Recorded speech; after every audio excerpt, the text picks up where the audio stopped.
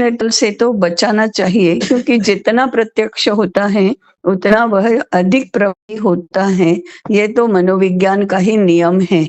इस प्रकार से हमको डिजिटल को काटना चाहिए। तो ये तो एक माध्यम का प्रश्न हुआ। विषय वस्तु का कि इसमें देशभक्ति के संस्कार होने चाहिए, प्राकृतिक जीवन शैली का संदर्भ होना चाहिए। फिर आज जो जो भी राष्ट्रीय और सांस्कृतिक समस्याएं हैं, उनको लेकर उसका हम हल निकाल सके, ऐसा ऐसा संस्कार हम दे सके, ऐसी जानकारी भी हम दे सके, ऐसी उसकी विषय वस्तु होनी चाहिए। नहीं तो केवल मोबाइल और केवल मनोरंजन, केवल चॉकलेट, केवल खिलौने, ऐसा न होकर विषय वस्तु तो ये चाहिए। चाहे वो प्राणी कथा हो, चाहे चिड़िया की बात हो, चाहे हमारे विद्यालय की बात हो, चाहे खेल की बात हो, कोई भी बात हो, ऐसे 3-4 संदर्भ तो इसमें अवश्य होने चाहिए। कहानी होनी चाहिए, चित्रकथाएं होनी चाहिए, फिर चित्र बनाना भी, और कहानी गीत ये तो होने ही चाहिए। ये कार्टून्स से जितना बच सके बचना चाहिए। क्या ताई ऐसे हो सकता है पौराणिक कि कथाएं भी हो सकती हैं? जी ताई, क्या ऐसे हो सकता है कि जो कार्टून है वो भारतीय संदर्भ में बने? जो भी हो, कहानी भी हो, गीत भी हो, चित्र भी हो, चित्रकथा भी हो, भारतीय संदर्भ तो होना ही चाहिए। वो ये कहेंगे कि बच्चे को इंटरनेशनल नहीं बनाना क्या, फिर आप तो यहीं रखोगे बच्चे को?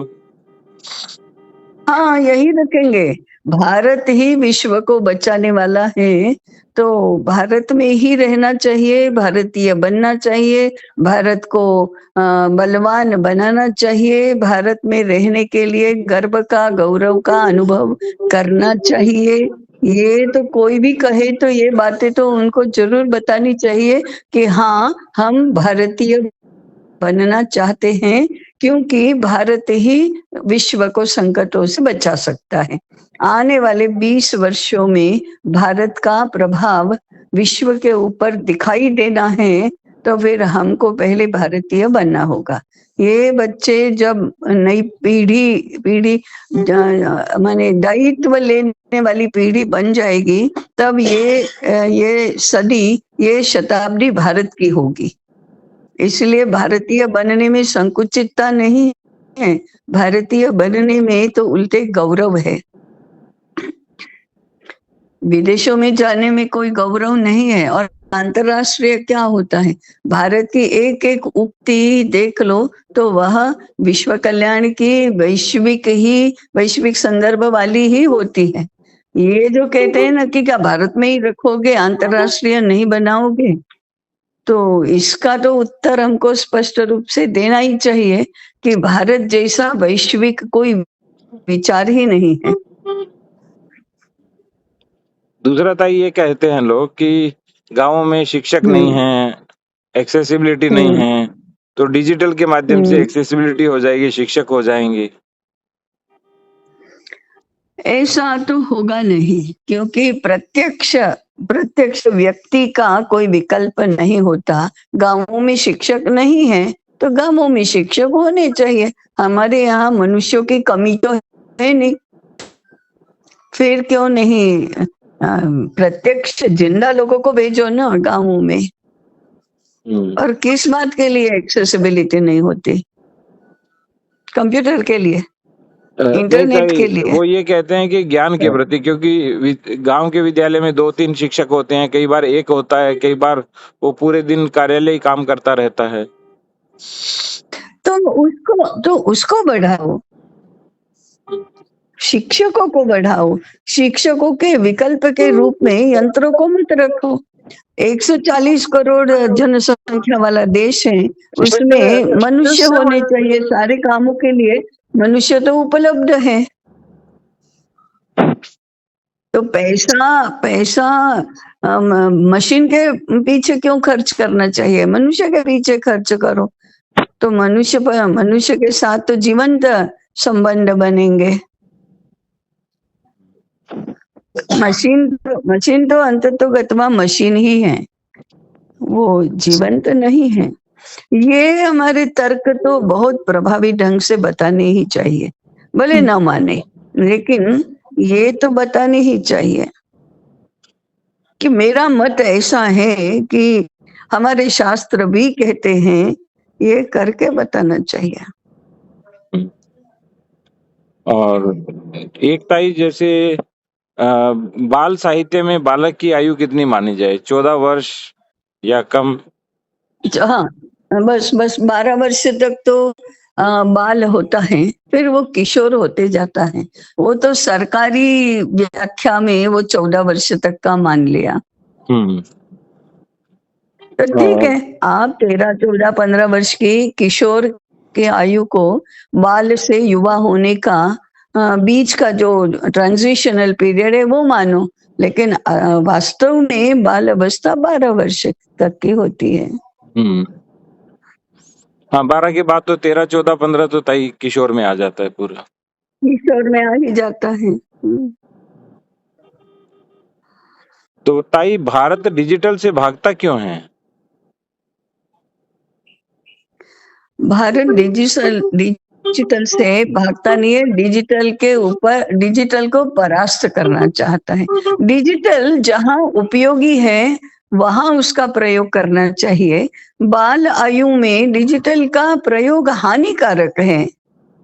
भागता नहीं है भारत डिजिटल से, लेकिन डिजिटल माध्यम का जहाँ प्रयोग करना चाहिए वहां करना चाहिए, विवेक पुरस्सर उपयोग करना चाहिए। तो बालकों की आयु अभी डिजिटल के लिए उपयुक्त नहीं है। ना तो शिक्षा का सिद्धांत भी कहता है कि डिजिटल का प्रयोग करो। वहां तो कर्मेंद्रियों को, ज्ञानेंद्रियों को काम करना चाहिए, बुद्धि सक्रिय होनी चाहिए, मन के ऊपर काम करना चाहिए। वहां डिजिटल चाहिए ही नहीं, वो तो अवरोध निर्माण करेगा लर्निंग प्रोसेस में। अध्ययन की प्रक्रिया में, ज्ञानार्जन की प्रक्रिया में अवरोध होगा, ज्ञानार्जन के करणों का विकास नहीं होगा, ज्ञानार्जन के करण सक्षम नहीं होंगे। करताई यंत्र सामग्री डिजिटल के माध्यम से तो बहुत अच्छा छोटे-छोटे कंटेंट मूवीज आ रही हैं, बच्चे देखेंगे तो उनको कितना आनंद होगा, बहुत सीखेंगे वो। नहीं, वो आभासी है। आभासी माने आभासी ही होता है। उससे बहुत सुंदर चित्र देखना, उसके स्थान पर जैसा भी आता है वैसा चित्र बनाना, ये अधिक महत्वपूर्ण है। और आप दिखाना ही चाहते हैं तो प्रिंट माध्यम से बताओ ना, पुस्तक में बताओ। बहुत बात आप बनाओ, उसको बनाने के लिए तो वो जो बनाएगा वो सुंदर ही होगा। इतना सारा सुलभ बना देने से वो उसको कहते हैं पैसिव एंटरटेनमेंट। वो अक्रिय मनोरंजन है। अक्रिय, वो निर्माण तो करना जानता नहीं, वो क्रिएटिव तो बनता नहीं, फिर हाथ से कुछ करना सीखता नहीं। तो सीखने में उसकी सक्रिय भागीदारी चाहिए। केवल अक्रिय बस लेता ही जाए ऐसा नहीं चाहिए। उसको ये आदत भी नहीं होनी चाहिए फिर कि देखते रहो। आजकल तो वो देखना ही ज्यादा है, सुनना ही ज्यादा है, बोलना कम, करना कम।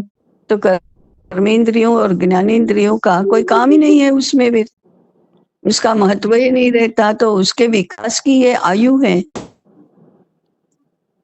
ताई एक और समस्या है कि आजकल बाल मनोविज्ञान पढ़े बिना, शिक्षा को पढ़े बिना बाल साहित्य की रचना हो रही है, उसके लिए क्या करें? ये नहीं होना चाहिए ना।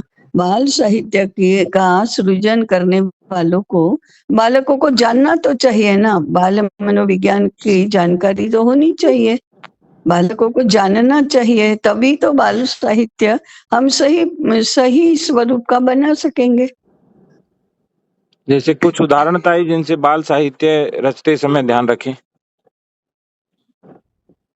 अपनी भाषा सरल होनी चाहिए, शैली बहुत आकर्षक ऐसी होनी चाहिए, संदर्भ जीवंत होनी चाहिए, संदर्भ बालकों को समझ में आए ऐसे होने चाहिए, उदाहरण भी वैसे ही होने चाहिए और संस्कार युक्त होने चाहिए।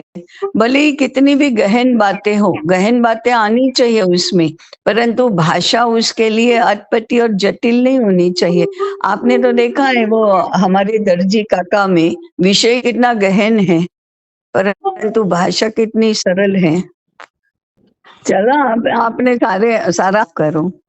ताई वो तो ये कहते हैं कि हम तो 2 घंटे तो दिखाते हैं, बाकी टाइम पढ़ाते हैं, आप तो इतना भी डिजिटल नहीं कराने देते। अरे पढ़ाना क्या होता है, ये साहित्य तो पढ़ना होता है। पढ़ाई कोई पुस्तक लेकर और वो शाम पट्ट पर लिख कर और फिर कॉपी में लिख कर वैसे होती है क्या? केवल यही सारा है। मनोरंजन कोई शिक्षा से अलग थोड़े होता है, पढ़ने में आनंद आना चाहिए, तो ये भी पढ़ाई ही है। और डिजिटल में क्या है? डिजिटल तो हानिकारक है, अवरोध ही है। हमको तो सिद्ध यही करना है कि डिजिटल से बचो। कितना खर्चा करोगे, कितना अक्रिय रहोगे? तो ठीक है, थोड़ा बहुत देख लिया तो देख लिया।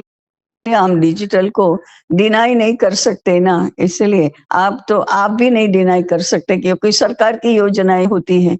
हर एक को टैबलेट दो और हर एक स्कूल को कंप्यूटर दो, हर एक स्कूल को टीवी दो, तो वे आप कहाँ से उसका इतना विरोध करेंगे? ताई ये तो फिर पोंगापंथी पुरानापंथी है। कहाँ शास्त्रों में लिखा है कि डिजिटल नहीं होना होने चाहिए? दो ना। हम हैं पुराणपंथी, हम शास्त्रों के अनुसार चलते हैं। हम बालकों शास्त्र में के कहाँ लिखा है विकास ताई कि के बच्चों को डिजिटल नहीं